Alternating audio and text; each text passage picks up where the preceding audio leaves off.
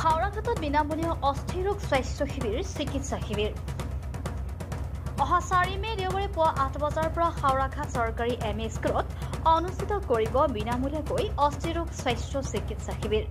মেজাংকৰি সাংস্কৃতিক গোষ্ঠীৰ সহযোগত আৰু নগাঁৱৰ মৰিকলঙৰ হিপ এণ্ড নি ক্লিনিকৰ উদ্যোগত বিশেষজ্ঞ চিকিৎসক অৰ্থপেডিক চাৰ্জন তথা হাওড়াঘাটৰে সুসন্তান অভিজিত দেৱৰ দ্বাৰা হাওড়াঘাট অঞ্চলৰ ৰোগীক বিনামূলীয়া স্বাস্থ্য পৰীক্ষা কৰি ৰোগীসকলক বিনামূলীয়াকৈ বহু পৰীক্ষাসমূহ কৰিব হাওড়াঘাট অঞ্চলৰ ৰোগীসকলে 4 মে পুৱা 8 বজাত হাওড়াঘাট চৰকাৰী এম ই স্কুলত উপস্থিত হৈ বিনামূলীয়া চিকিৎসা সেৱা লাভ কৰিবলৈ মেজাংকৰি সাংস্কৃতিক গোষ্ঠীৰ সম্পাদক প্ৰজ্যোতি হাজৰিকাই ৰাইজক আহ্বান জনায় কাৰ্বি আংলং জিলাৰ উত্তৰ বৰবিলৰ পৰা দীপক দত্তৰ ৰিপৰ্ট পাব্লিক টিভি অসম নমস্কাৰ মেজাংকৰি সাংস্কৃতিক গোষ্ঠী হাওড়াঘাটৰ এটা পঞ্জীভূত ক্লাব যোৱা বছৰৰ পৰা আমি কিছু ৰাজহুৱা অনুষ্ঠান মেজাংকৰি সাংস্কৃতিক গোষ্ঠীৰ হাতত লৈছোঁ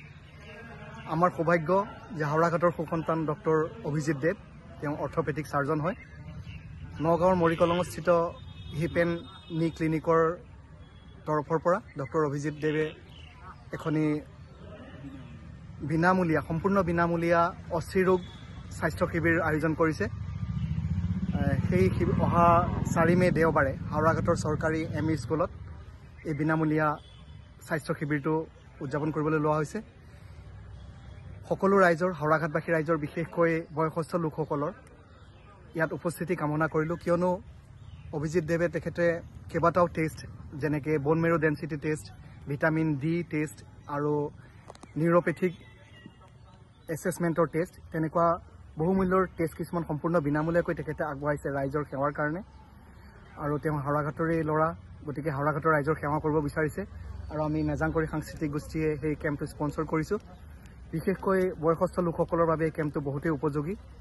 মই সকলোকে অনুৰোধ কৰিছোঁ আপোনালোকে দলে বলে আহক অভিজিত দেৱে আগবঢ়োৱা এই সুবিধাখিনি গ্ৰহণ কৰক আৰু আপোনালোক নিশ্চয় লাভান্বিত হ'ব ধন্যবাদ মেডিচিনসমূহ ফ্ৰী দিব নেকি তেওঁলোকে মেডিচিনসমূহ ফ্ৰীকে নহয় খালি টেষ্টখিনি ফ্ৰী হ'ব